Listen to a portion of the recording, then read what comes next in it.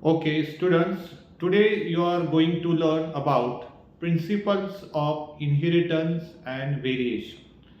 So ये जो chapter आज स्टडी करने वाले हो इसमें दो वर्ड्स इंपॉर्टेंट है।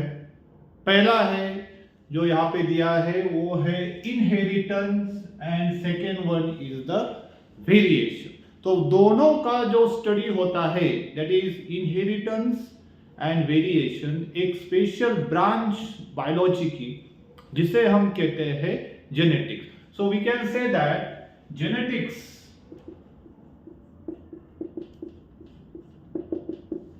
is the branch of biology in which we study about the inheritance and variation of the characters from the parents to their offspring. So this is the branch of biology which deals with the study of inheritance and variation. तो ये जो inheritance और variation जो genetics के under हम study करते हैं, तो सबसे पहले हम जानेंगे कि व्हाट इज द इनहेरिटेंस। तो देखो, इनहेरिटेंस का मतलब जो कैरेक्टर्स होते हैं, the process by which characters are transferred from the parents to their offspring. तो कैरेक्टर का मतलब हम जानते हैं, जैसे कि ह्यूमन में अगर हमने देखा तो आई कलर हो गया, स्किन कलर हो गया, हेयर शेप हो गया, हाइट ऑफ हो गया। तो इस प्रकार के जो भी कैरेक्टर है वो पेरेंट्स से नेक्स्ट उनके जो जनरेशन में जो ऑफस्प्रिंग, जिसको हम प्रोजनी भी कहते हैं, जो एनिमल्स को आफ्टर रिप्रोडक्शन जो बेबीज होते हैं उन्हें हम साइंटिफिकली प्रोजनी और ऑफस्प्रिंग ऐसा कहते हैं। तो इनहेरिटेंस का मतलब ये प्रोसेस में हम स्टडी करते हैं कि ये जो कैरेक्टर है जनरेशन टू जनरेशन कैसे ट्रांसफर होते हैं, और इसे हम हेरिडिटी का आधार, that is we call the basis of heredity, that is inheritance को हम हेरिडिटी का बेसिस कहते हैं। तो अभी हेरिडिटी क्या है? तो हेरिडिटी एक सिंपली ट्रांसमिशन ऑफ कैरेक्टर, जो कैरेक्टर है from generation to generation, from parents to the offspring, ये कैसे ट्रांसफर होते हैं, इसे हम हेरिडिटी कहते हैं।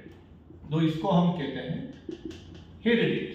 तो इट इज नाउ, फिर वेरिएशन क्या होता है?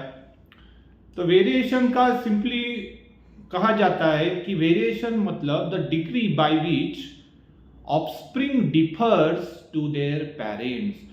जितने भी प्रोजनी और ऑफस्प्रिंग पेरेंट्स को होते हैं वो अपने पेरेंट्स से कितने भिन्न है, डिफरेंस उसमें क्या है, इस डिफरेंस को हम कहते हैं वेरिएशन।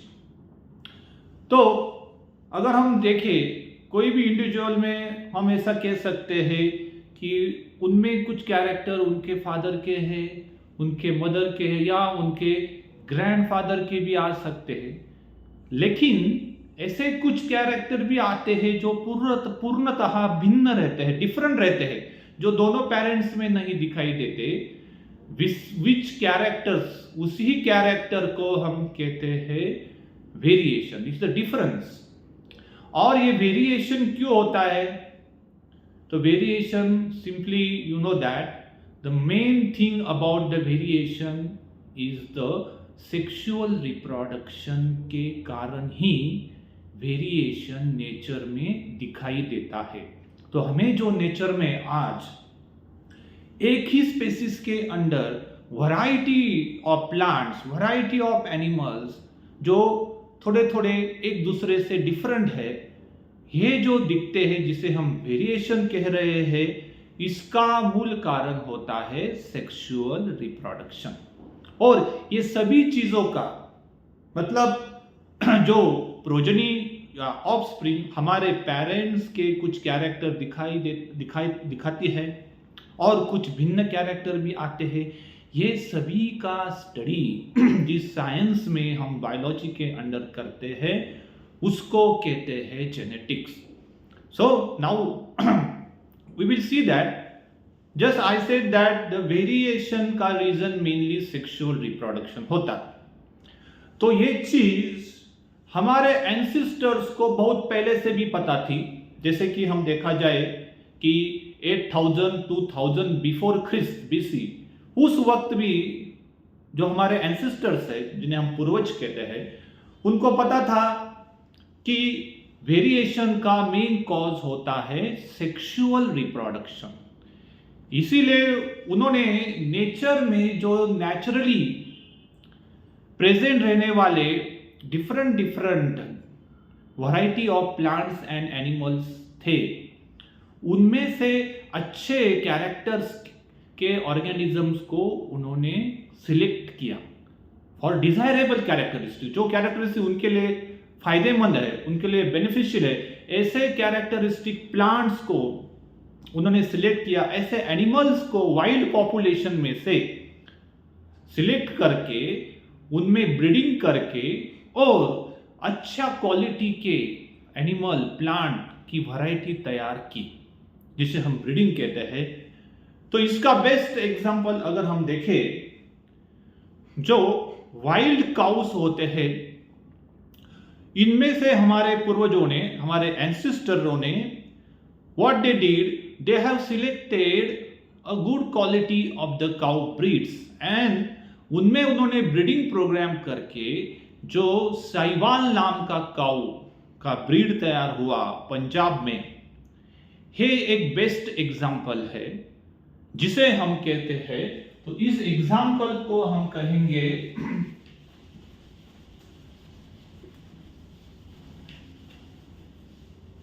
इस एग्जाम्पल को जहां पे आर्टिफिशियल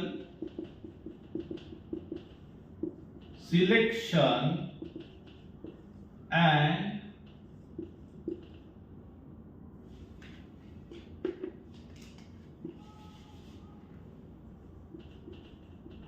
डोमेस्टिकेशन, इसका जो एग्जाम्पल है साहिवाल काऊ इन पंजाब, और एक काऊ का ब्रीड तैयार हुआ। आर्टिफिशियल सिलेक्शन मतलब हम नेचर में जो भी अवेलेबल वाइल्ड वैरायटीज होते हैं, वाइल्ड एनिमल्स, उनमें से अच्छे क्वालिटी के सिलेक्ट करके उसमें पॉसिबल हो तो और ब्रीडिंग करके उसमें सुपीरियर क्वालिटी को तैयार करेंगे और ह्यूमन के अंडर, जिसके हम डोमेस्टिकेशन कहते हैं, उसके देखभाल में उसको रेडी करेंगे।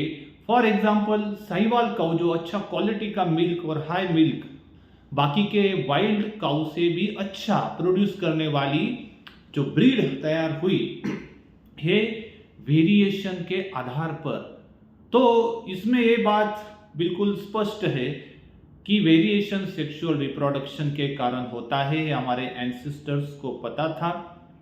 लेकिन इसका साइंटिफिक बेसिस क्या है, मतलब जो इनहेरिटेंस और वेरिएशन का what is the science behind this principle was not known, ये उनको पता नहीं था। तो इस बारे में अगर हम देखें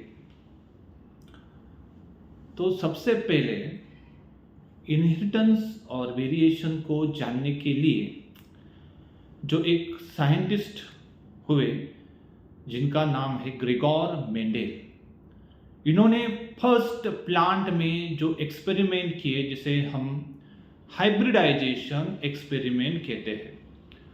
तो ग्रेगोर मेंडेल, जिसे हम फादर ऑफ जेनेटिक्स कहते हैं, इसका रीजन है ये जो साइंटिस्ट थे वो ऑस्ट्रियन बायोलॉजिस्ट थे। बायोलॉजी के साथ साथ उनके पास मैथ और फिजिक्स का भी नॉलेज था।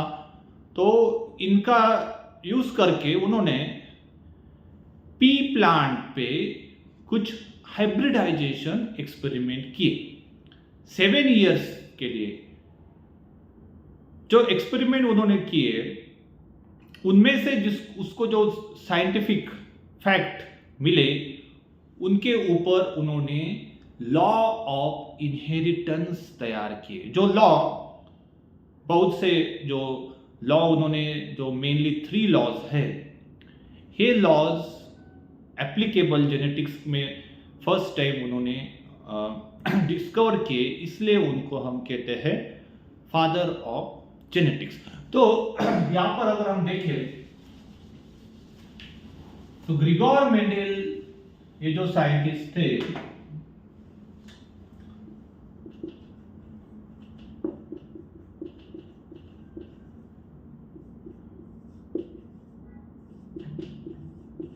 तो 7 इयर्स 1856 से लेके 1863 तक उन्होंने जो हाइब्रिडाइजेशन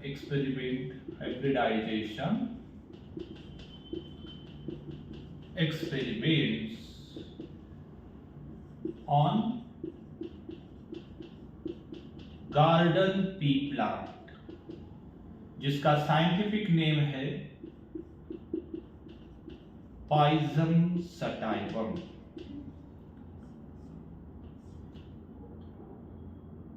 तो Pisum sativum garden pea plant, इस पी प्लांट पे मेंडेल ने एक्सपेरिमेंट 7 साल तक किए। उसको हम कहते हैं हाइब्रिडाइजेशन एक्सपेरिमेंट। तो हाइब्रिडाइजेशन एक्सपेरिमेंट का मतलब हम प्लांट के दो एक ही स्पेसिस के अंदर कुछ कैरेक्टर के लिए जो उनको हम क्रॉस करते हैं, एक मेल प्लांट यूज करेंगे, दूसरा फीमेल प्लांट, और उनमें सेक्सुअल रिप्रोडक्शन जब करते हैं तो उसमें से तैयार होने वाला जो ऑफस्प्रिंग होता है, जो कैरेक्टर डिजायरेबल दिखा सकता है और जो भी कुछ कैरेक्टर वो दिखाता है, तो इस ऑफस्प्रिंग को हम कहते हैं हाइब्रिड। तो इसीलिए ये हाइब्रिडाइजेशन एक्सपेरिमेंट जेनेटिक्स में बहुत इंपॉर्टेंट होता है, न्यू वैरायटी तैयार करने के लिए, अच्छा क्रॉप तैयार करने के लिए। तो ये हाइब्रिडाइजेशन एक्सपेरिमेंट जो ग्रिगोर मेंडेल ने 7 इयर्स तक गार्डन में किए, तो उसने केयरफुली मेंडेल ने पी प्लांट को सिलेक्ट किया। तो उसके भी कुछ रीजन है, बहुत सारे प्लांट थे नेचर में, लेकिन पी प्लांट को सिलेक्ट करने के व्हाट इज द रीजन। तो इसके कुछ इंपॉर्टेंट रीजंस हम देखेंगे कि why pea plant was important for selection in hybridization experiment, Mendel के हाइब्रिडाइजेशन के एक्सपेरिमेंट में। तो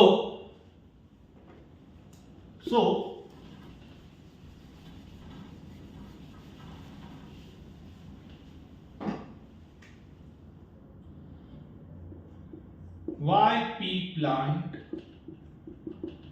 was selected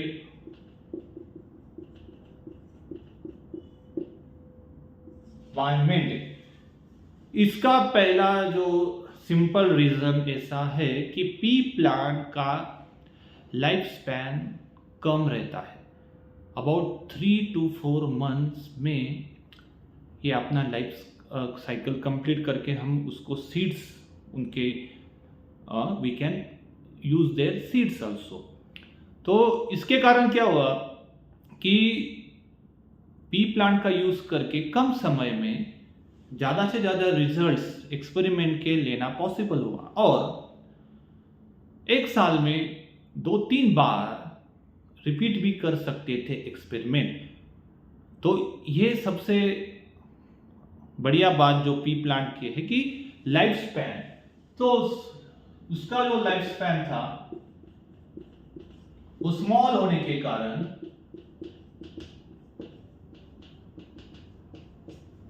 ये पहला रीजन है।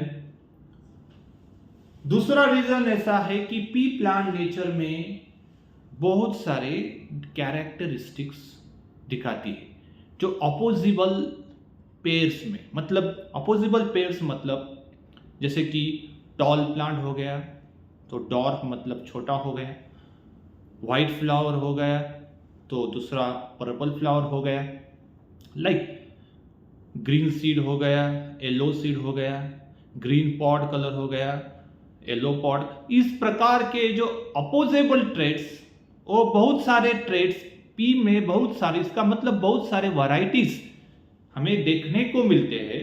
ये जो अपोजेबल पेयर्स रहते हैं, जैसे black white, tall dwarf, like that, तो इसको कहते हैं contrasting character. So this is very important. तो कॉन्ट्रास्टिंग कैरेक्टर्स, तो इसमें, तो पी प्लांट में ऐसे बहुत सारे कॉन्ट्रास्टिंग कैरेक्टर्स मिल जाते हैं देखने को। इसका स्टडी हम करेंगे जब हम एक्सपेरिमेंट देखेंगे मेंडल ने किस प्रकार से डिवाइस किया था। अभी इसके बाद तीसरा रीजन जो पी प्लांट के सिलेक्शन का वो ऐसा है कि पी प्लांट जो फ्लावर प्रोड्यूस करते हैं वो बाइसेक्सुअल फ्लावर्स। इसका मतलब उसमें मेल पार्ट स्टैमेन और फीमेल पार्ट कार्पेल दोनों एक ही फ्लावर में होते हैं। तो इससे सेल्फ पॉलिनेशन तो यूं ही आसानी से हो सकता था, लेकिन इस प्लांट में दोनों थिंग्स पॉसिबल थी। जैसे सेल्फ पॉलिनेशन तो होगा ही, लेकिन क्रॉस पॉलिनेशन मतलब एक वैरायटी का दूसरे वैरायटी, एक प्लांट का एक ही स्पेसिस के अंदर दूसरी वैरायटी से रिप्रोडक्शन, क्रॉसिंग कर सकते थे, जिसे क्रॉस पॉलिनेशन कहते हैं। तो ये क्रॉस पॉलिनेशन कैसे करते हैं, मेंडल ने क्रॉस पॉलिनेशन कैसे किया, वो हम आगे देखेंगे। पहले हम ये रीजन्स को जानते हैं कि पी प्लांट का ही सिलेक्शन कैसे यूजफुल रहा, मोर एप्रोप्रिएट रहा।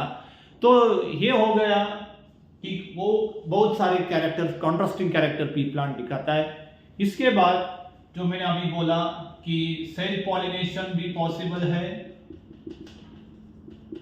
एंड क्रॉस पॉलिनेशन भी पॉसिबल है।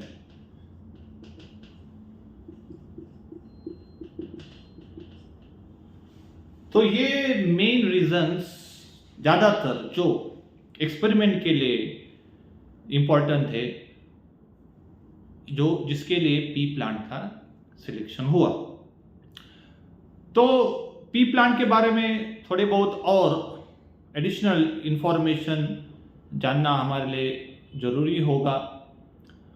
तो देखो कि पी प्लांट जो होता है, इस पी प्लांट में टोटल 7 पेयर्स ऑफ क्रोमोसोम, मतलब 14 क्रोमोसोम होते हैं। So how many chromosome? So P plant में हो गए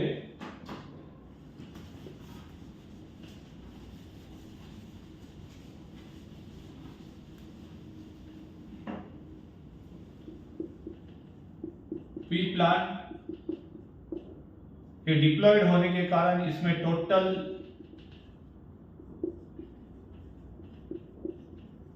chromosome is equal to 14, that is 7 pairs.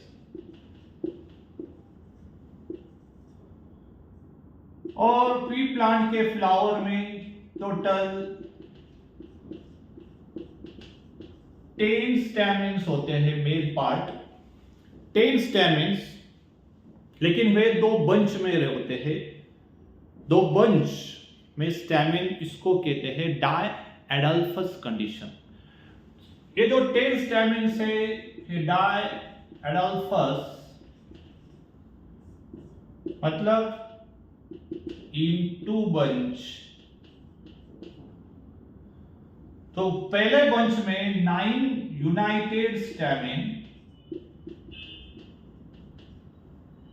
And second bunch में 1 stamen free, that is 9 United, 9 plus 1।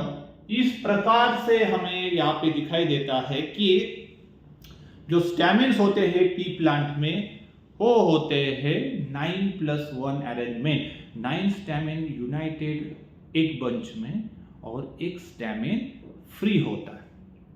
तो ये हो गया हमारे लिए मेंडेल के एक्सपेरिमेंट को जानने के लिए जो बैकग्राउंड इंफॉर्मेशन जरूरी है पी प्लांट का।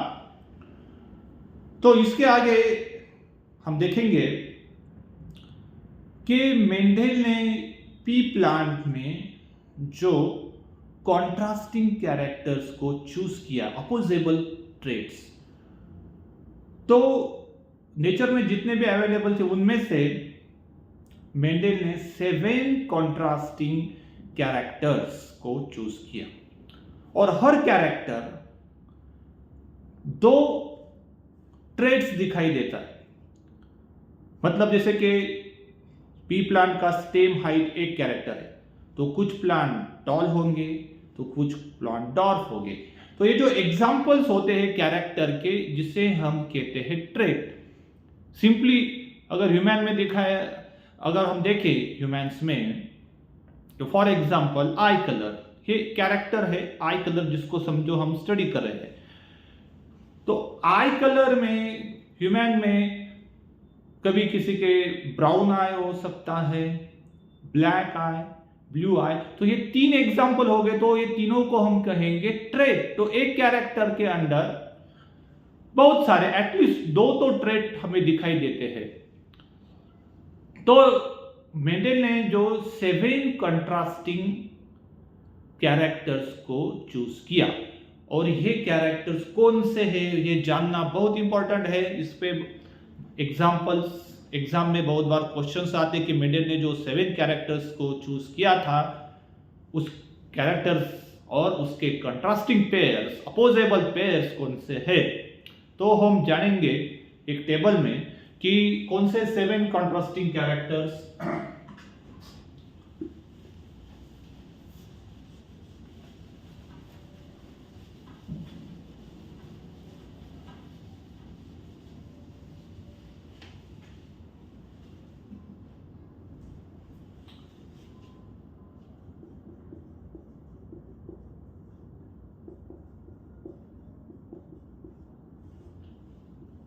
name of characters,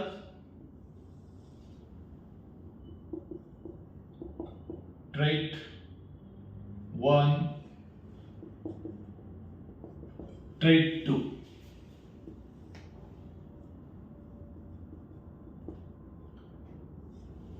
तो देखिए पहला कैरेक्टर होता है, जो मेंडल ने जो 7 कैरेक्टर में से पहला हम देखेंगे। तो पहला कैरेक्टर है स्टेम हाइट। स्टेम हाइट के 2 ट्रेट्स हैं, 2 कॉन्ट्रास्टिंग अपोजेबल। पहला है टॉल, दूसरा है डॉर्फ। फिर हम सेकेंड कैरेक्टर्स देखते हैं, फ्लावर कलर, वॉयलेट, और दूसरा है व्हाइट। फ्लावर का कलर वॉयलेट और कुछ वैरायटी में व्हाइट। तीसरा कैरेक्टर जो है फ्लावर पोजीशन, एक्साइल और टर्मिनल।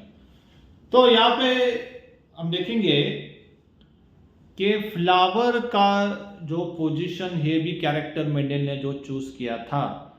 तो कुछ पी वैरायटी में फ्लावर जो होते हैं वो एक्साइल मतलब साइड में आते हैं ब्रांच के, और कुछ में टर्मिनल डायरेक्टली एंड ब्रांच के एंड में आते हैं, तो इसको बोलते हैं टर्मिनल, और जो साइड को आते हैं उसको कहते हैं एक्सियल।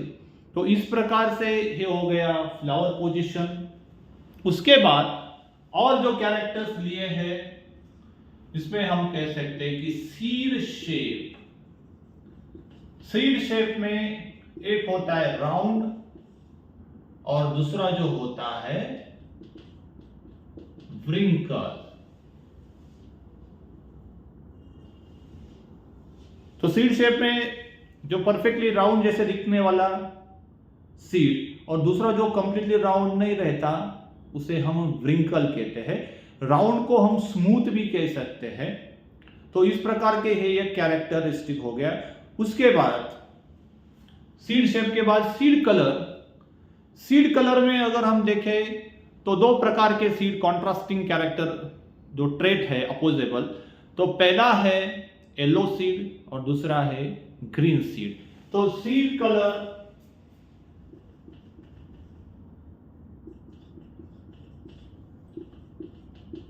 येलो और दूसरा है ग्रीन। फिर 6 नंबर को हम जाएंगे तो आएगा पॉड कलर। जो पी के सीड जिस पॉड में आते हैं वो पॉड के कलर के भी 2 ट्रेड्स स्टडी किए गए, मेंडल ने स्टडी किए।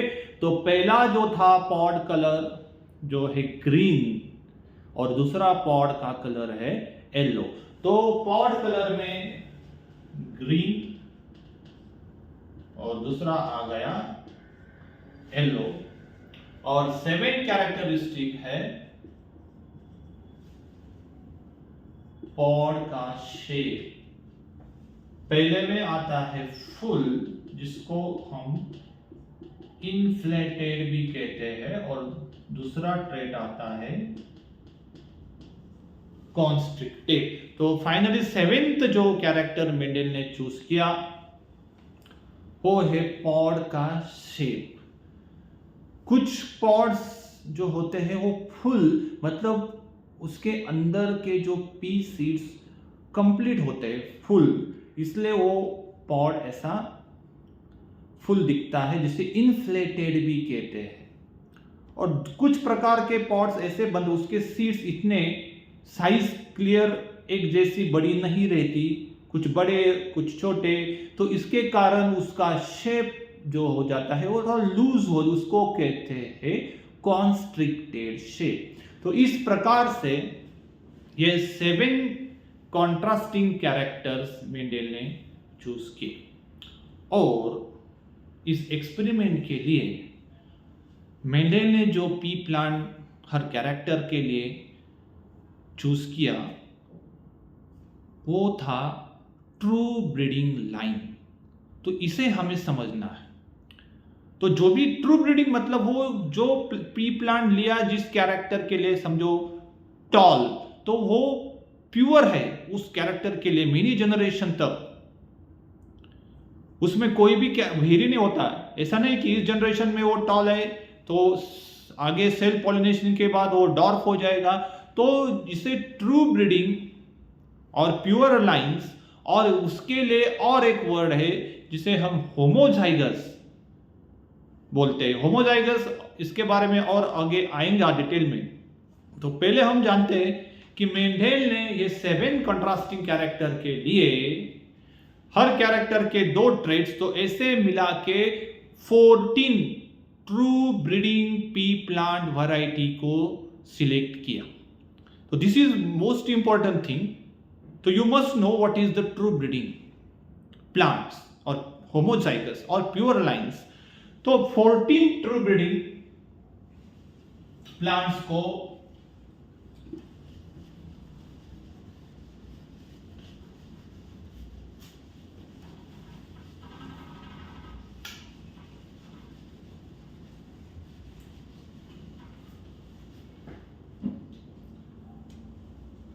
so the Mendel chose 14 true breeding pea lines. So the thing is that what are true breeding lines? तो ऑलरेडी मैंने आपको जो बताया कि ट्रू ब्रीडिंग मतलब ऐसा प्लांट जो मेनी जनरेशन सेल्फ पॉलिनेशन के बाद तैयार हुआ है। मेनी जनरेशन में सेल्फ पॉलिनेशन, फिर सेल्फ पॉलिनेशन से ही वो रिप्रोडक्शन करके एक ही कैरेक्टर, स्टेबल कैरेक्टर का इनहेरिटेंस, मतलब उसको आगे नेक्स्ट जनरेशन को जा रहा है स्टेबल, उसमें कोई भी चेंज नहीं। तो ऐसे प्लांट को हम श्योरली उस कैरेक्टर का प्योर कंसीडर कर सकते हैं।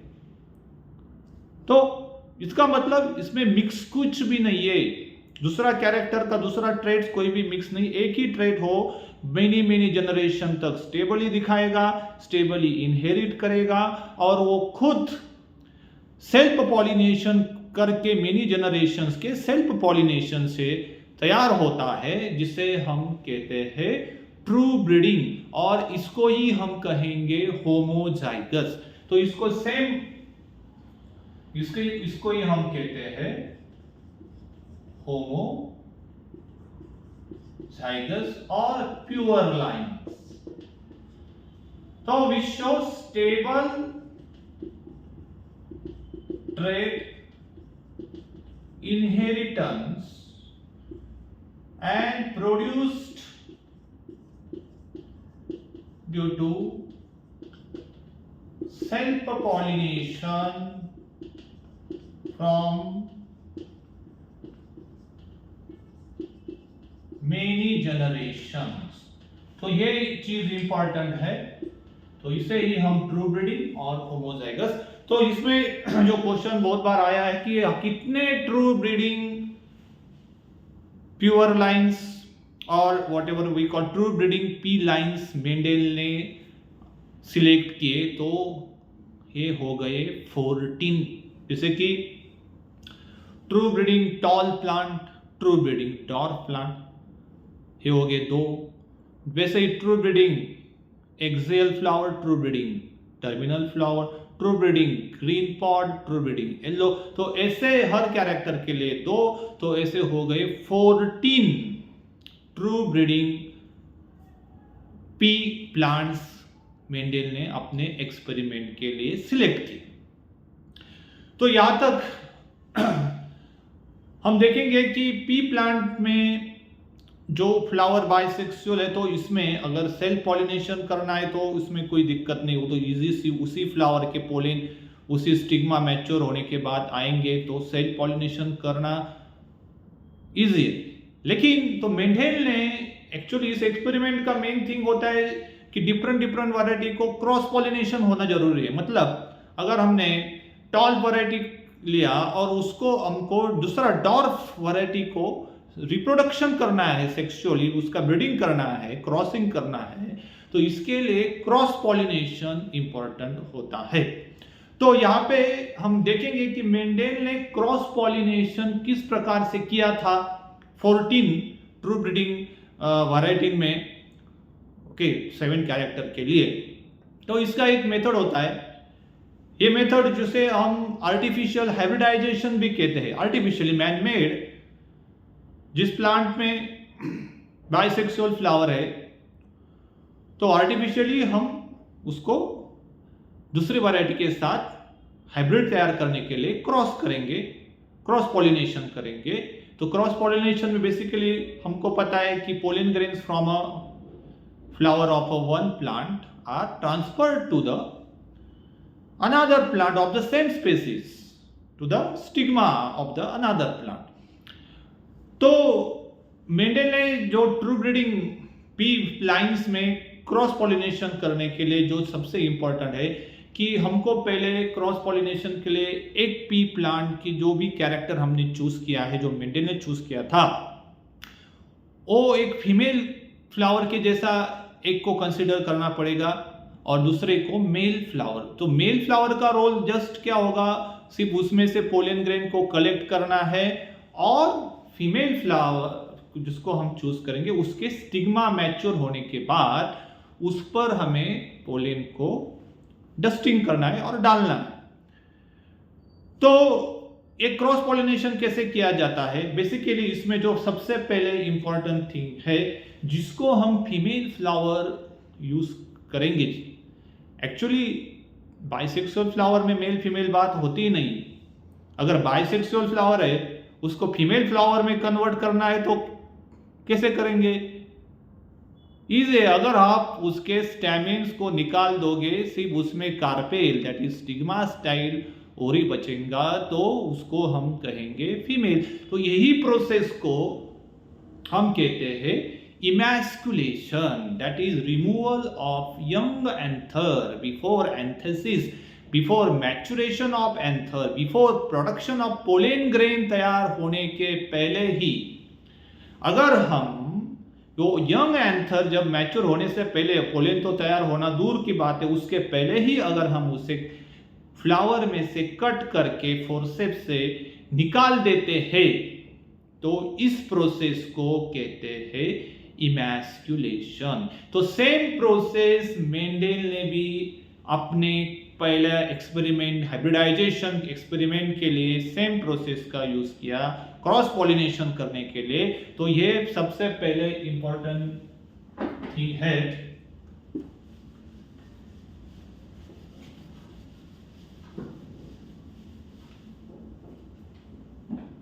कि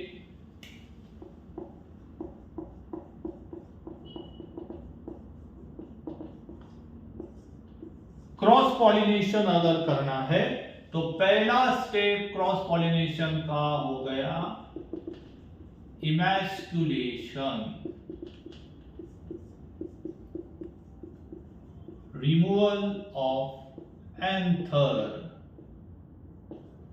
that is young anther from bisexual flower. तो ऐसे फ्लावर को हम इस फ्लावर को जहां से स्टैमिन निकाल लेंगे उस फ्लावर को हम फीमेल फ्लावर कंसीडर करेंगे। It will be simply female flower. For example, और दूसरा जो मेल फ्लावर, फॉर एग्जाम्पल समझो, just for example this is the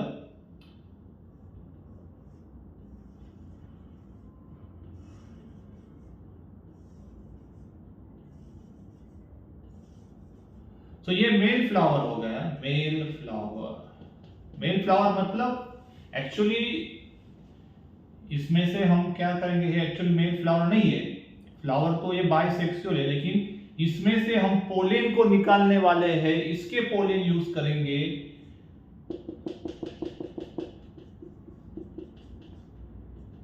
pollen grains, ये जो स्टैमेन्स है, तो ये पोलेन ग्रेन इस स्टिग्मा पे फीमेल, जिसको हम अभी फीमेल, जो फ्लावर में से हमने स्टैमिन निकाल दिए थे, तो वहां के स्टिग्मा पे हम पोलेन ग्रेन डालेंगे। तो ये हो गया क्रॉस पॉलिनेशन। तो ये सेम टेक्निक हम आर्टिफिशियल हाइब्रिडाइजेशन जो प्रोग्राम से नए नए क्रॉप वैरायटी अभी तक बनाते आ रहे थे, उसमें भी यही मेथड है। तो इसको हम और कैसे बता सकते हैं कि समझो हमने यंग एंथर्स को फ्लावर में से निकाल दिया, जो फ्लावर में से यंग एंथर को इमैस्कुलेशन किया है, अभी वो फ्लावर तो एक्सपोज रहेगा, तो इसमें अनवांटेड पोलिन भी आ सकते हैं अगर स्टिग्मा मैच्योर हो। तो इसके लिए हम उसको बैगिंग करके, मतलब बैग से कवर करके पूरा फ्लावर को अनवांटेड पोलेन से, मतलब सेम प्लांट स्पीसीज का, लेकिन हमें जो नहीं चाहिए, हमें जो डिजायरेबल कैरेक्टर, हमें जो वैरायटी हमने चूज की वही पोलेन वहां जाने चाहिए। तो इसलिए हम उसको टेम्पररी बैगिंग करके पैक करेंगे, और जब हमारे पोलेन रेडी हो गए, मेल, जिसको प्लांट को हमको मेल समझ के यूज करना है, उस फ्लावर के पोलेन्स को हम डालने के टाइम में फिर वो बैग को निकाल के पोलेन को डस्ट करेंगे। फिर पॉलिनेशन होने के बाद, क्रॉस पॉलिनेशन कंप्लीट होने के बाद, फिर हम आगे उस बैग को रीबैगिंग कर सकते हैं कुछ दिनों के लिए, जब तक फर्टिलाइजेशन होता है। तो ये जो प्रोग्राम है आर्टिफिशियल हाइब्रिडाइजेशन का, जिसमें वही क्रॉस पॉलिनेशन का ही प्रोग्राम जो मेंडल ने 14 ट्रू ब्रीडिंग वैरायटी के लिए चूज किया था। तो यह जो एक्सपेरिमेंट मेंडल ने किया, उसका पहला जो एक्सपेरिमेंट जो हम देखेंगे ब्रीफली, तो वो है इनहेरिटेंस ऑफ वन कैरेक्टर। एक कैरेक्टर को एट ए टाइम, एक ही character with two opposable traits को कंसीडर करके मेंडेल ने जो पहला एक्सपेरिमेंट हाइब्रिडाइजेशन का डिवाइस किया था उसको हम मोनो हाइब्रिड क्रॉस भी कहते हैं। That is the cross which take account only a single character at a time. एक ही कैरेक्टर, जैसे कि प्लांट हाइट, तो सिर्फ प्लांट हाइट का कैरेक्टर को ही क्रॉस में लेना है। फ्लावर पोजीशन तो सिर्फ फ्लावर एक्सेल और टर्मिनल। तो इस प्रकार के एक टाइम पे जब एक ही कैरेक्टर का इनहेरिटेंस हो कैसे पास होता है नेक्स्ट जनरेशन को, इसका स्टडी जिसमें करते हैं तो इसको हम कहते हैं मोनो हाइब्रिड क्रॉस। तो ये पहला जो एक्सपेरिमेंट है वो हम देखेंगे मेंडेल का।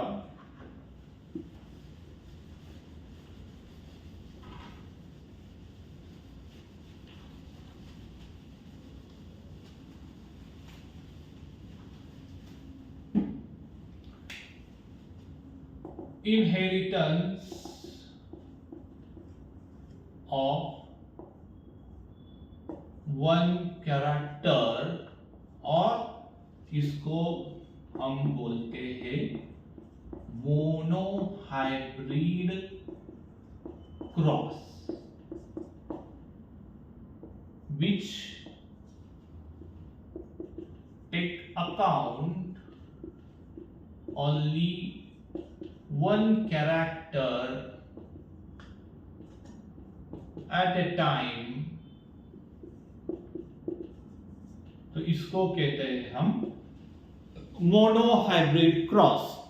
तो देखो मोनो हाइब्रिड क्रॉस जितने भी 7 कैरेक्टर मेंडेल ने चूज किए थे वो सभी को सेपरेटली इंडिविजुअली मेंडेल ने क्रॉस करके देखा। जैसे कि हम यहाँ पे एक एग्जांपल लेते हैं। पहला कि स्टेम हाइट है, एक कैरेक्टर है, इसके 2 कॉन्ट्रास्टिंग ट्रेट्स है टॉल एंड डॉट।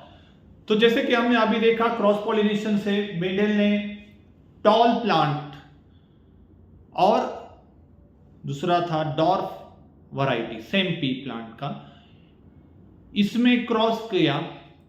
जो वैरायटी था वो ट्रू ब्रीडिंग था, ट्रू ब्रीडिंग टॉल को ट्रू ब्रीडिंग डॉर्फ इसमें क्रॉस किया। तो पहला क्रॉस जो मैंने किया true breeding tall into true breeding dwarf. इस क्रॉस करने के बाद जो भी सीड्स प्राप्त हुए वो सीड्स को सो करने के बाद उसने देखा कि जो पहले जनरेशन में जो ऑफस्प्रिंग मतलब जो प्रोजनी तैयार होते हैं तो उनमें मेंडेल ने देखा कि पहले जनरेशन में जो भी ऑफस्प्रिंग्स तैयार हुए वो सभी टॉल ही थे। मतलब वो ऑफस्प्रिंग सिर्फ एक ही पेरेंट्स का कैरेक्टर दिखा रहा था, यहाँ पे दूसरा जो डॉर्फ कैरेक्टर नहीं दिखाई दिया। ऐसे एक नहीं तो पूरे बाकी के भी जो भी रिमेनिंग कैरेक्टर है जैसे कि फ्लावर कलर, फ्लावर पोजीशन, सभी में मेंडेल ने बाय सरप्राइज ऐसा देखा कि पहले जनरेशन्स में जो प्रोजनी और ऑफस्प्रिंग तैयार होते हैं वो सिर्फ एक ही कैरेक्टर पेरेंट्स का दिखाई देते हैं पहले जनरेशन में। तो इस क्रॉस में अगर हम देखें true breeding tall, true breeding dwarf, तो इसमें जो पहले जनरेशन में सभी तैयार हुए ऑल टॉल, तो इसको हम कहते हैं F1 प्रोजनी, और इसको ही दूसरा नाम देंगे हम फिलियल 1 प्रोजनी। तो मोनोहाइब्रिड क्रॉस में ट्रू ब्रीडिंग होमोजाइगस प्लांट में जो क्रॉस होने के बाद पहले जनरेशन में जो प्रोजनी मिलते हैं उसको हम F1 और filial first progeny, filial Latin word से आया है जिसका मतलब है सन और डॉटर, तो यही वर्ड हम यूज करते हैं फिलियल फर्स्ट प्रोजनी और F1 जनरेशन। तो फिर मेंडल ने सभी 7 कैरेक्टरिस्टिक्स में ऐसा उसको दिखाई दिया कि ओनली एक ही कैरेक्टर, दोनों में से कोई तो एक ही कैरेक्टर, सभी जितने भी ऑफस्प्रिंग तैयार होते तो सिर्फ पहले जनरेशन में एक ही कैरेक्टर को दिखाई देते हैं, तो दूसरा कैरेक्टर माने जैसे कि लुप्त तो हो गया हो। लेकिन इसको आगे जाके जब मेंडल ने दूसरे कैरेक्टर को कंसीडर, वो कहा जाता है वो फिर से आ सकता है, ऐसे सवालों के जवाब के लिए जब मेंडल ने फिर क्या किया कि इसको जो फर्स्ट F1 प्रोजेनी, पहले जनरेशन के जो सभी टॉल प्लांट जो मिले थे, उनको self pollination, that is self cross, self fertilization किया, सेल्फ पॉलिनेशन किया उसके अंदर, उसी फ्लावर में, और जानने की कोशिश की कि नेक्स्ट जनरेशन में क्या होता है। तो बाय सरप्राइज नेक्स्ट जनरेशन में मेंडल को ऐसा दिखाई दिया कि जो पहले जनरेशन में जो कैरेक्टर नहीं दिखाई दिया था वो सेकेंड जनरेशन में फिर से दिखाई देता है।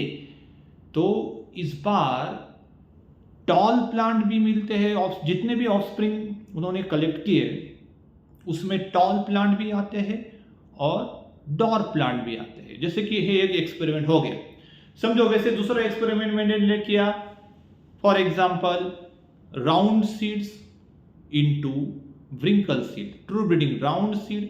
तो पहले जनरेशन में सभी राउंड आए, व्रिंकल एक भी नहीं आया।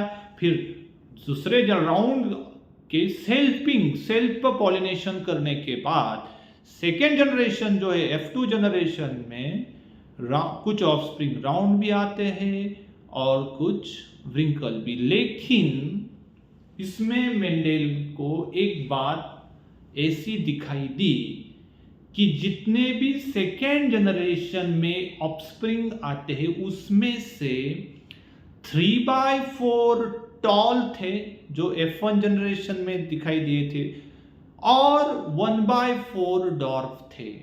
ये सिर्फ एक ही कैरेक्टर के लिए नहीं, जितने भी 7 कैरेक्टर में उन्होंने same near to same ratio दिखाई दिया कि समझो राउंड, तो सेकेंड जनरेशन में 1/4 व्रिंकल ऑफस्प्रिंग मिले और 3/4।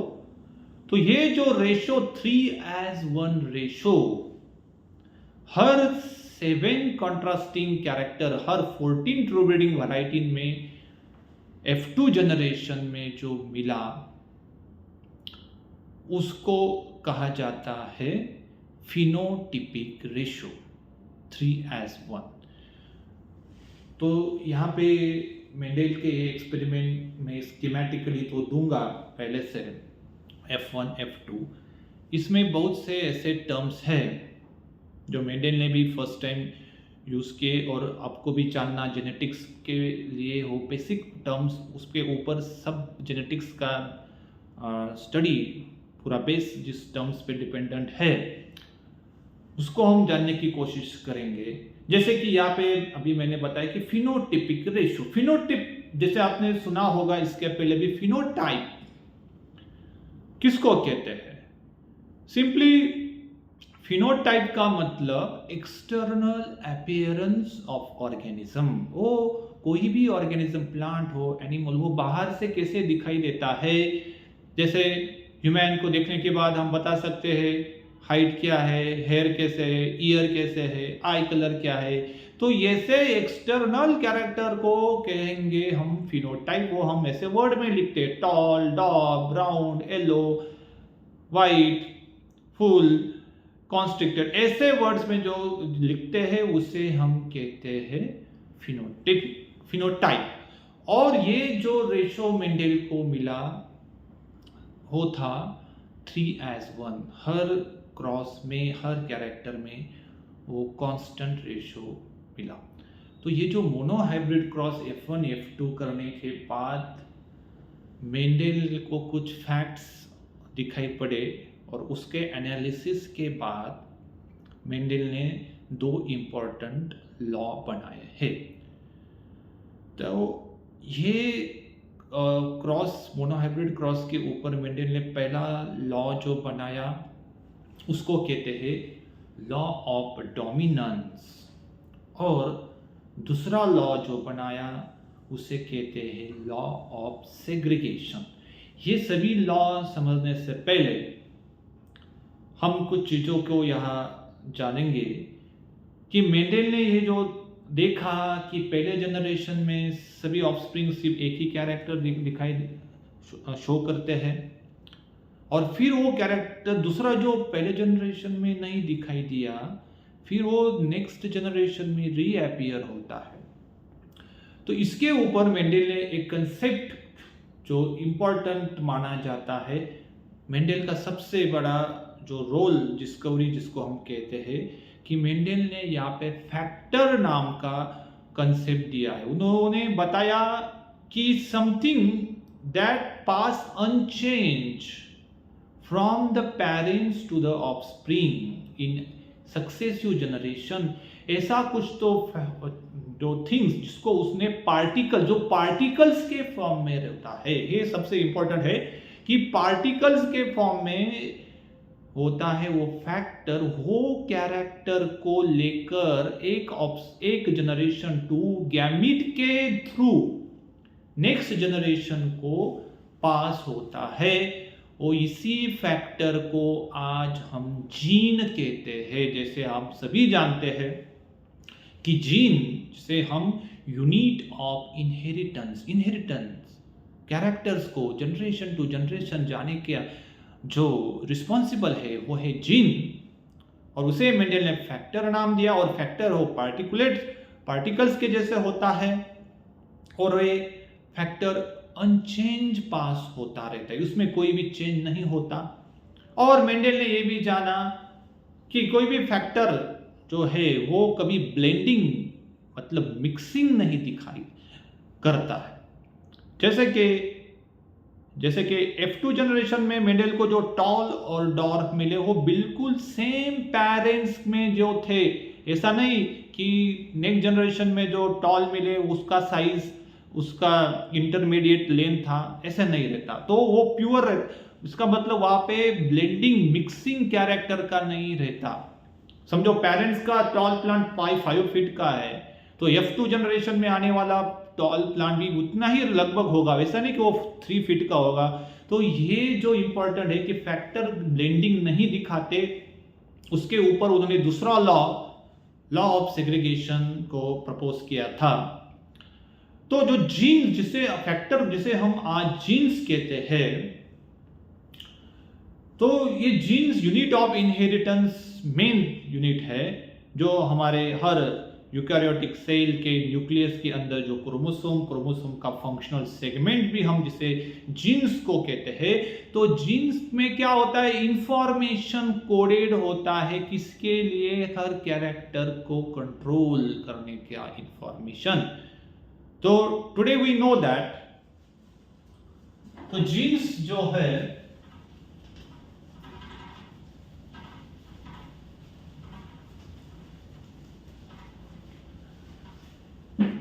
so Mendel's factor today we call gene।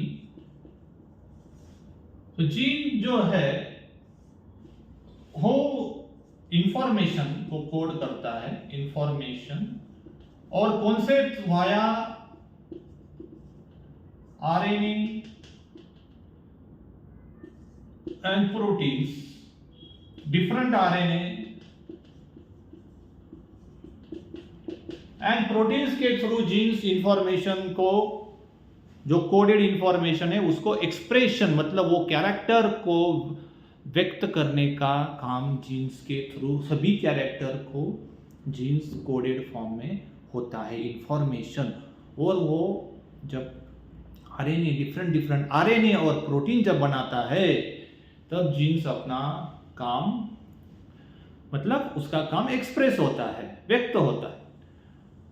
तो ये जो मेंडल का जो सबसे इंपॉर्टेंट थिंग ऐसा है, मेंडल का सक्सेस के बिहाइंड जो भी रिजल्ट्स उनको आए, तो सबसे पहले ग्रेगोर मेंडल है पहला साइंटिस्ट था जिसने स्टैटिस्टिकल एनालिसिस, जो स्टैटिस्टिक टेक्निक्स मैथ और मैथमेटिकल लॉजिक को बायोलॉजिकल प्रॉब्लम सॉल्व करने के लिए फर्स्ट टाइम मेंडल ने यूज किया। ये सबसे इंपॉर्टेंट थिंग है।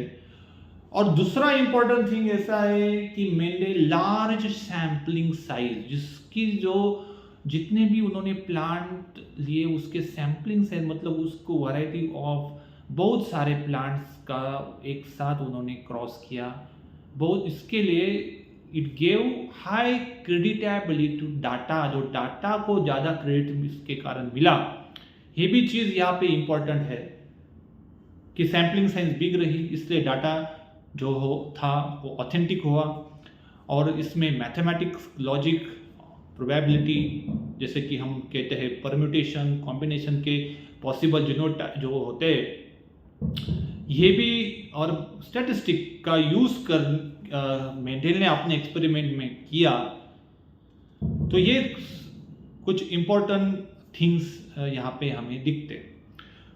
तो मेंडल ने जो कहा कि जो फैक्टर जिसे हम जीन्स कहते हैं, तो वी नो दैट ये जो फैक्टर होता है हर कैरेक्टर के लिए, समझो एक फैक्टर है, एक जीन है। वो जीन एक या दो और ज्यादा से डिफरेंट जो वर्जन अल्टरनेटिव फॉर्म में एग्जिस्ट हो सकता है। सिंपली अगर हम एग्जांपल लिए, फॉर एग्जांपल ये जीन्स है, ये दोनों बिल्कुल सेम है, सेम साइज है, ओके, सेम लेंथ है। ओनली डिफरेंस क्या है, ये ब्लू कलर वाला है, ये ब्लैक। तो ये दोनों को हम कह सकते हैं अलील, अल्टरनेटिव वर्जन एक ही जीन्स के। तो जो डिप्लॉयड ऑर्गेनिज्म होता है इसमें एटलीस्ट हर जीन्स के एटलीस्ट 2 अलील रह सकते हैं। तो ये अलील का कंसेप्ट जो मेंडल ने फर्स्ट टाइम दिया, कि समझो कोई भी कॉन्ट्रास्टिंग कैरेक्टर हमने लिया, फॉर एग्जांपल प्लांट में अगर हमने लिया कि हाइट ऑफ द प्लांट, तो देखो हाइट में कॉन्ट्रास्टिंग 2 हो गए अपोजेबल ट्रेट्स, एक तो टॉल, इसका मतलब कैरेक्टर एक ही है। तो एक जीन जो हाइट को कंट्रोल करता है वो 2 वर्जन में हो सकता है। एक वर्जन टॉल के लिए होगा, दूसरा उसका ही सिमिलर थोड़ा सा डिफरेंस होगा, वो किसके लिए होगा, डॉर्फ के लिए। तो ये एलील का कंसेप्ट बहुत इंपॉर्टेंट यहाँ पे आता है कि alternative form, alternative version of a same gene, एक ही gene. For example eye colour है सपोज इंडिविजुअल्स में, ह्यूमन में, तो आई कलर कोई ब्राउन हो सकता है, ब्लैक हो सकता है, ब्लू हो सकता है। तो कलर का एक ही जीन्स 3 अलील हो गए, ब्राउन का एक अलील, ब्लैक का एक अलील, ब्लू का एक अलील। तो अलील जो जीन्स बहुत सिमिलर रहते हैं, थोड़ा सा इसमें डिफरेंस होता है, तो जिसे हम अलील कहते हैं। तो जैसे मेंडल ने हर 14 कैरेक्टर, 14 ट्रू ब्रीडिंग जो वैरायटीज, मतलब 7 कैरेक्टरिस्टिक के लिए, तो हर कैरेक्टर के 2 अलील, तो 14 अलील हो गए। तो यहाँ पे ये अलील का कंसेप्ट जो मेंडल ने फैक्टर के थ्रू दिया,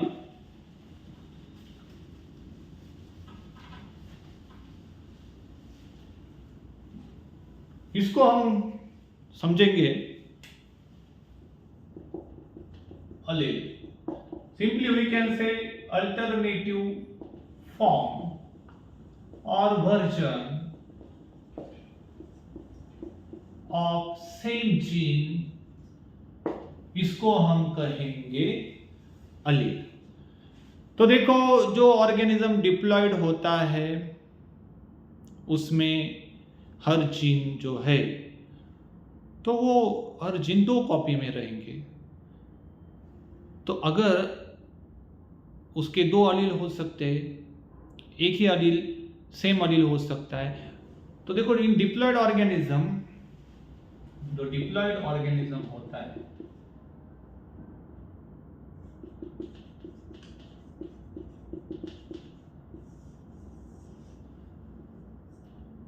सो the alleles are in pair, तो ये पेयर में होंगे। क्योंकि डिप्लॉयड ऑर्गेनिज्म में 2 सेट के क्रोमोसोम होता है, 2 क्रोमोसोम होमोलॉगस, मतलब एक पेयर के 2 क्रोमोसोम हमेशा सेम रहते हैं। तो ये इसीलिए उस पे जो जीन होगा दोनों क्रोमोसोम पे सेम होगा। अगर वो 2 अलील एग्जैक्ट आइडेंटिकल हो, फॉर एग्जाम्पल अगर पर्सन में ए नाम का अलील है एक क्रोमोसोम पे और दूसरे उसी दूसरे पेयर में ए नाम का ही अलील सेम है, आइडेंटिकल, अगर आइडेंटिकल पेयर ऑफ अलील होता है, आइडेंटिकल कुछ भी डिफरेंस नहीं, पेयर ऑफ अलील अगर होता है तो इसे हम कहते हैं होमोजाइगस इंडिविजुअल। जो वर्ड हमने पहले जो ट्रू ब्रीडिंग के लिए हमने यूज किया था कि होमोजाइगस ट्रू ब्रीडिंग, एक ही वर्ड है, एक ही मीनिंग है। तो होमोजाइगस मतलब जब डिप्लॉयड ऑर्गेनिज्म में दोनों अलील आइडेंटिकल होते हैं, दोनों होमोलॉगस क्रोमोसोम में कुछ भी फर्क नहीं। यहाँ पे ए है कैपिटल, तो वो सामने के क्रोमोसोम में भी कैपिटल ए है। तो जब दोनों अलील आइडेंटिकल होंगे तो ऐसे इंडिविजुअल को हम कहते हैं होमोजाइगस। और सिचुएशन दूसरा अलील जो है, एक तो 2 अलील डिसिमिलर, एक जैसे नहीं होंगे। फॉर एग्जाम्पल सेकेंड सिचुएशन में अगर हम देखें,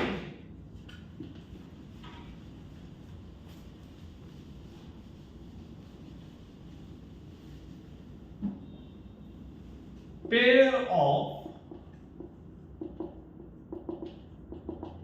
dissimilar allele, pair of dissimilar allele मतलब एक कैपिटल है और दूसरा अलील, दोनों अलील अभी बिल्कुल आइडेंटिकल नहीं है, एक जैसे नहीं है। सिमिलर तो होते ही अलील, लेकिन डिक्टो 100% आइडेंटिकल नहीं होते।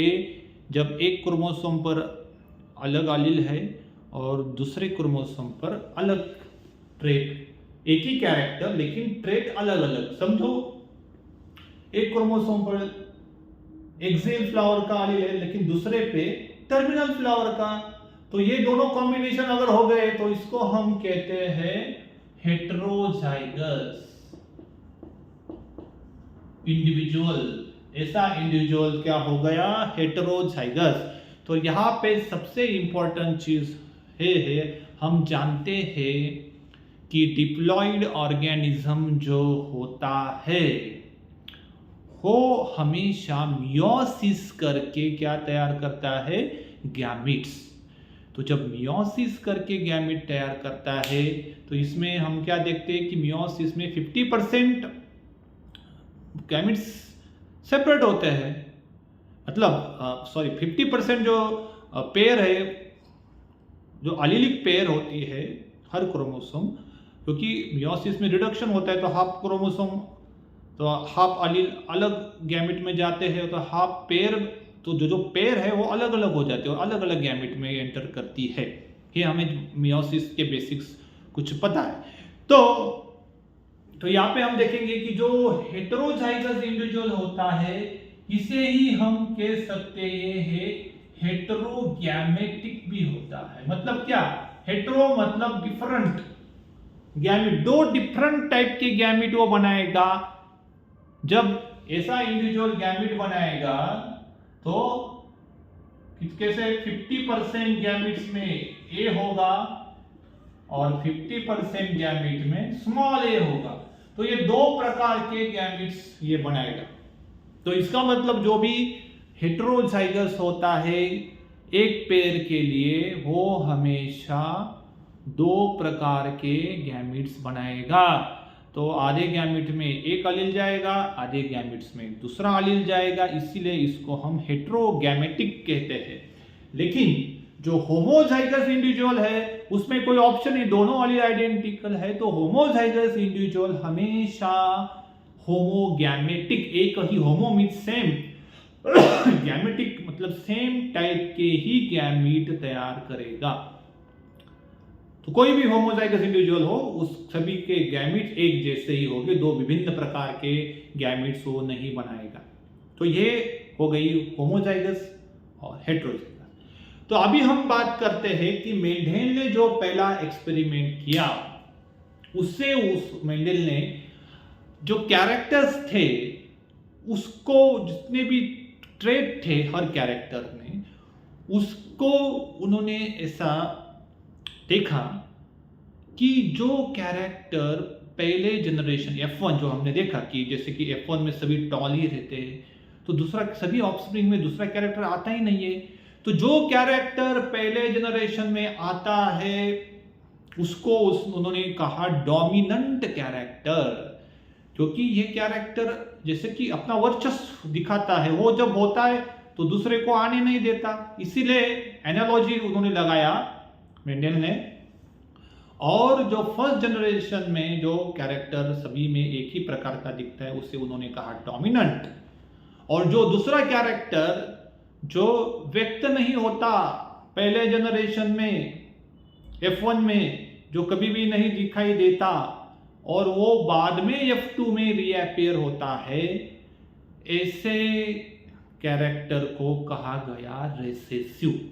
तो यहाँ पर भी हमको इम्पोर्टेंस ये देखेंगे ये कैसे होता है। ये तो हम जब स्कीमेटिक प्रेजेंटेशन में दिखाऊंगा पूरा मेंडेल के क्रॉस का शुरू से। इसके पहले हम कुछ टर्म्स को समझ लेंगे। तो देखो कि इस पे भी क्वेश्चंस आते हैं बहुत बार नीट में हो कोई एग्जाम्स में, कि जो मेंडेल ने कैरेक्टर स्टडी किए उसमें जो ट्रेट्स थे हर कैरेक्टर के, उसमें से डोमिनेंट्स कौन से थे और रेसेसिव कौन से। तो ये एक सिंपल टेबल हम देखेंगे क्योंकि ये इंपॉर्टेंट है। डोमिनेंट मतलब जो first homozygous true breeding cross करने के टाइम पे जो पहले जनरेशन में जो कैरेक्टर आता है वो डोमिनेंट, जो दूसरे को नहीं आने देता वो रेसेसिव, जो नहीं दिखाई देता फर्स्ट जनरेशन में वो हो गया रेसेसिव। ओके, तो हम देखेंगे कि ये जो कैरेक्टर्स हैं उसमें से डोमिनेंट्स कौन सा है।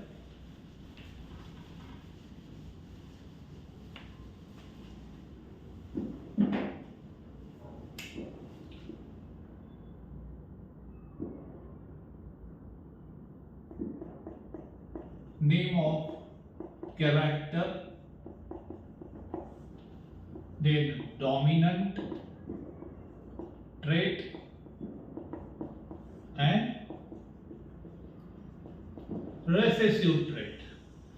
तो सबसे पहले हम देखते हैं, पहला जो देखा था स्टेम हाइट। तो स्टेम हाइट में डोमिनेंट ट्रेट आता है टॉल। तो ये सबसे इंपॉर्टेंट है, टॉल होता है डोमिनेंट और डॉर्फ होता है रेसेसिव।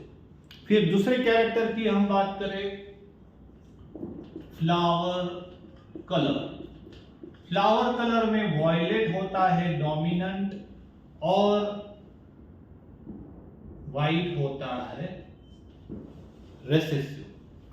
तीसरे कैरेक्टर की बात करें, फ्लावर पोजीशन, उसमें एक्सियल होता है डोमिनेंट, एक्सियल डोमिनेंट और रह गया टर्मिनल हो गया रेसेसिव। फिर फोर्थ हम बात करें सीड कलर की, अगर बात करें तो यहाँ पे अलग है कि येलो, कॉमनली हमें लगता है कि ग्रीन सीड दिखते लेकिन ग्रीन नहीं, तो येलो सीड डोमिनेंट है। कलर, सीड का कलर अगर देखें तो येलो सीड डोमिनेंट है और ग्रीन कलर रेसेसिव है। सीड शेप की अगर हम बात करें तो राउंड शेप डोमिनेंट है और व्रिंकल शेप रेसेसिव है।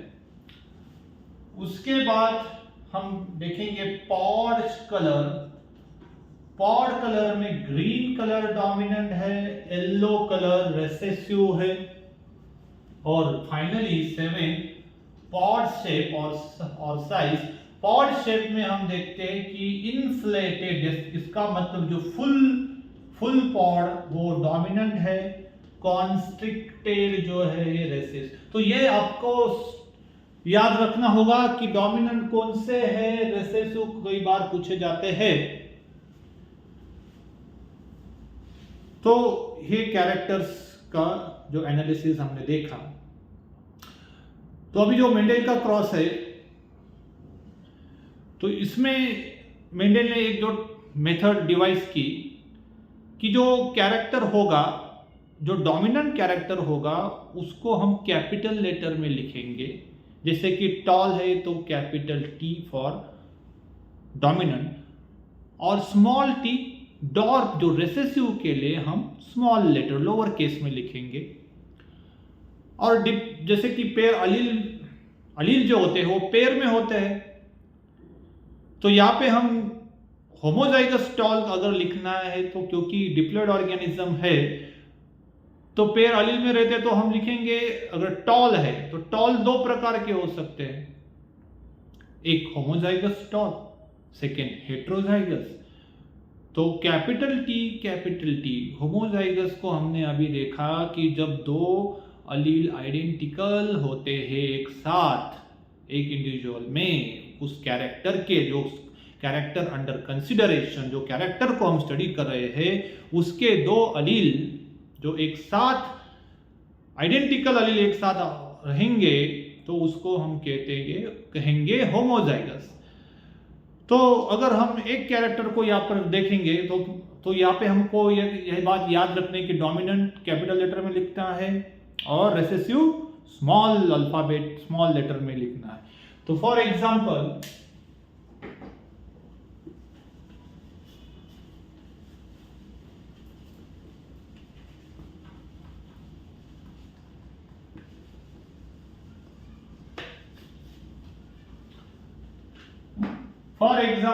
स्टेम हाइट की अगर हम बात करें, स्टेम हाइट दो अलील्स होंगे, तो कैपिटल टी किसके लिए होगा, डोमिनेंट होगा जो हमने देखा, और स्मॉल टी होगा रेसेसिव। और alleles always in pair, diploid organism वो पेयर में आते हैं, तो इस पेयर कौन से पॉसिबल है, कैपिटल टी ये एक pair, capital T small T ये दूसरा पेयर, और स्मॉल, ये तीन प्रकार के कॉम्बिनेशंस हम कर सकते हैं दो अलील में। इससे अलग कोई कॉम्बिनेशन पॉसिबल नहीं, तो थ्री कॉम्बिनेशंस यहाँ पे पॉसिबल है। तो देखो हमने क्या देखा कि जब दो अलील बिल्कुल आइडेंटिकल होते हैं पेयर में, कुछ भी डिफरेंस नहीं, तो इसको हम कहेंगे होमोजाइगस। और एक होमोजाइगस कंडीशन यहाँ पे है, स्मॉल टी स्मॉल, भले ही ये रेसेसिव हो लेकिन दोनों कैसे है, आइडेंटिकल अलील है, तो इसको भी हम कहेंगे होमोजाइगस।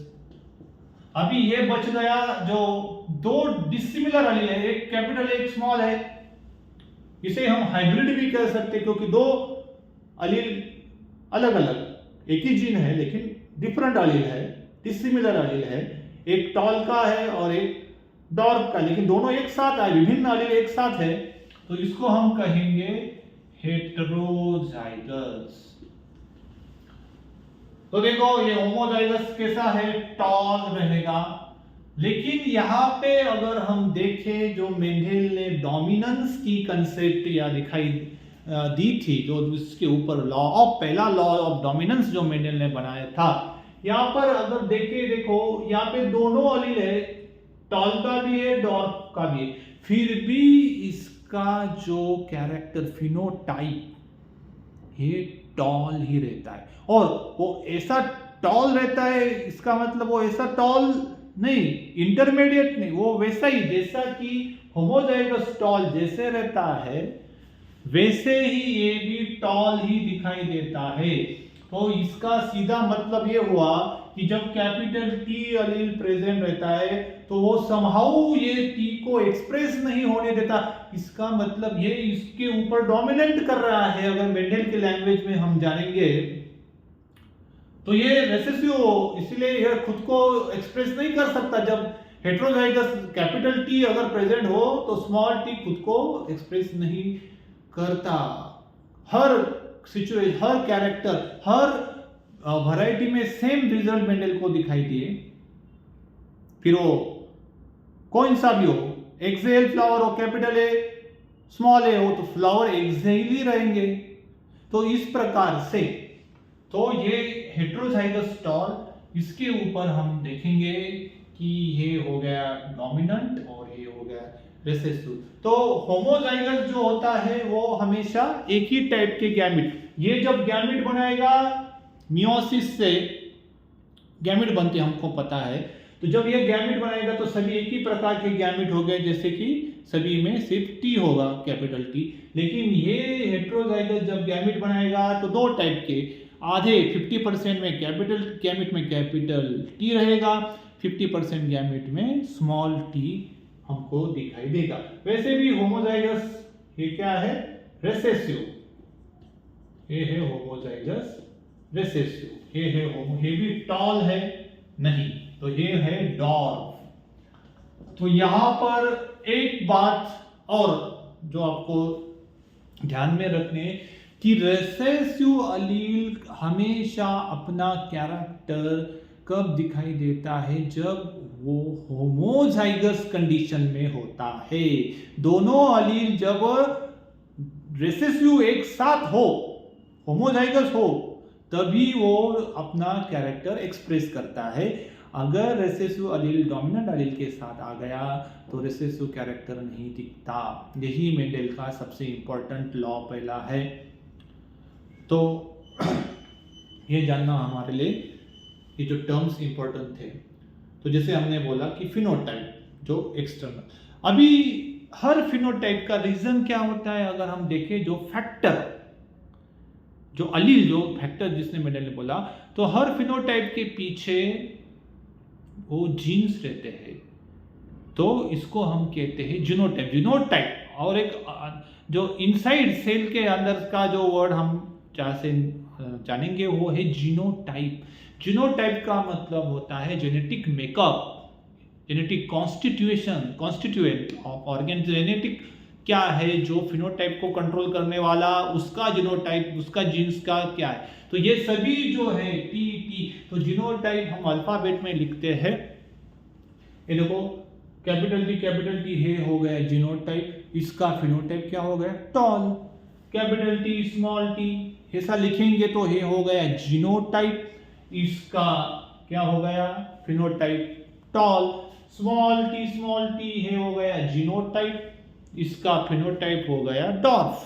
तो ये हो गए जीनोटाइप, फिनोटाइप। ये जो टर्म्स बहुत इंपॉर्टेंट है, what is genotype, what is phenotype, what is homozygous, what is heterozygous, what is true breeding.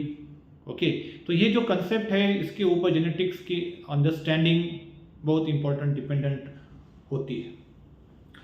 तो ये अभी फाइनली एक स्कीमेटिक प्रेजेंटेशन जो हम देखेंगे कि मेंडेल ने जो एक्सपेरिमेंट किया उसमें उनको फिनोटिपिक रेशियो तो मिल गया 3:1, जैसे मैंने बोला कि 3 डोमिनेंट रहते थे और एक रेसेसिव। लेकिन जब जीनोटाइप देखा गया, मतलब जीनोटाइप जब उसका जांचा कुछ क्रॉस से, तो जो 3 जो डोमिनेंट कैरेक्टर्स F2 जनरेशन में मिलते थे हर क्रॉस में, उसमें से जो एक जो था वो होमोजाइगस टॉल था और 2 जो थे वो भी टॉल तो थे लेकिन हेटेरोजाइगस टॉल। तो ये जो रेशो जीनोटाइप का, मतलब जेनेटिक अलील कंपोजिशन का, जेनेटिक मेकअप का जो रेशो था उसको कहते हैं हम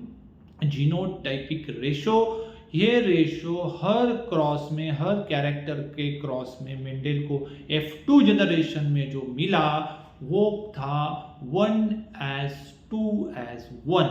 और फिनोटिपिक रेशो बाहर से जो ऑर्गेनिज्म टॉल कितने हैं, डॉर्फ कितने, वो था 3:1।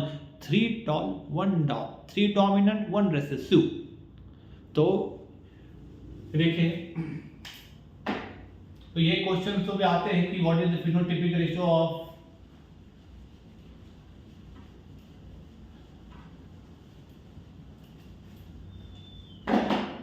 अगर हम मोनो हाइब्रिड क्रॉस को लिखेंगे पेरेंट्स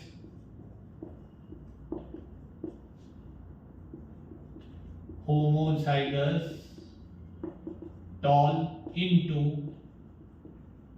homozygous dog, ये हो गया फिनोटाइप। तो इसको ही हम क्या कहते हैं, फिनोटाइप।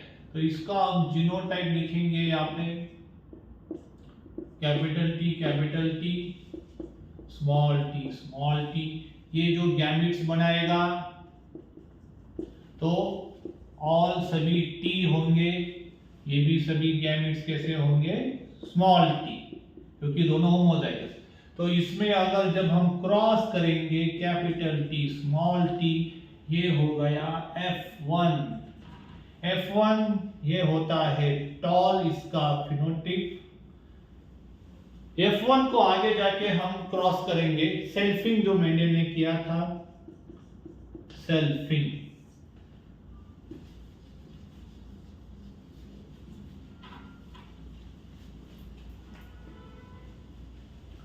तो देखो सेल्फिंग में टी इंटू टी, ये फर्स्ट F1 जनरेशन के जो ऑफस्प्रिंग है इसको हम क्रॉस करेंगे, तो ये हो गए पेरेंट्स, इसका ये क्या है, जीनोटाइप।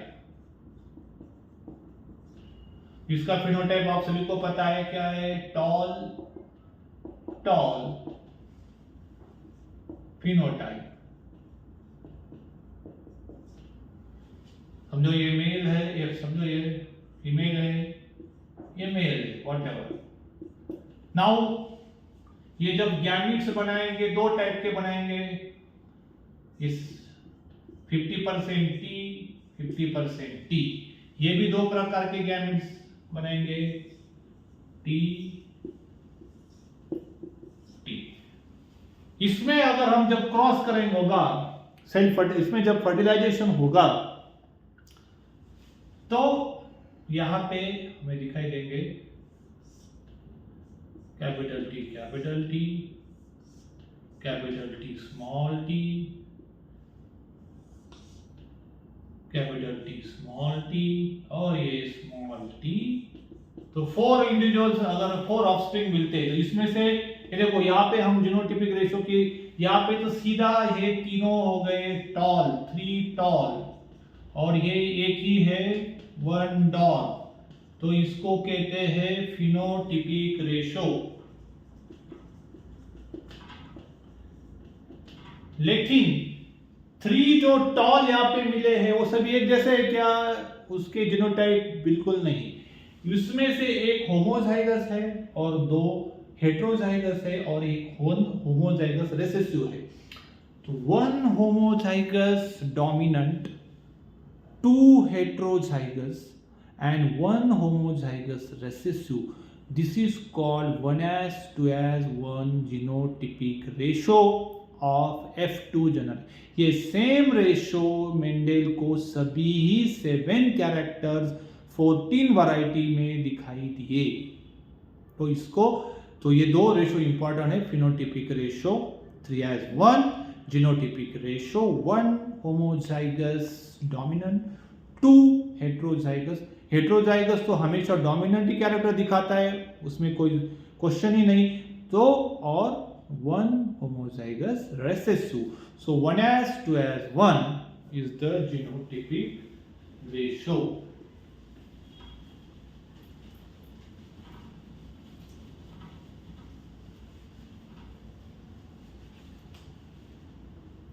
So genotypic ratio